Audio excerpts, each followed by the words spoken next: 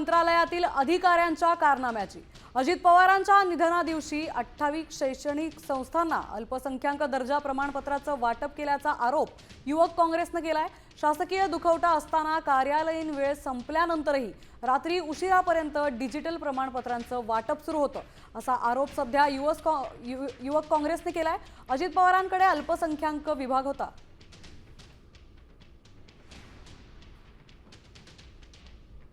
28 तारखेला संपूर्ण राज्य हे शोकमग्न होतं आणि संपूर्ण राज्यभरातून लोक दादांच्या पार्थिवाचं दर्शन घेण्यासाठी बारामतीत दाखल होत होते।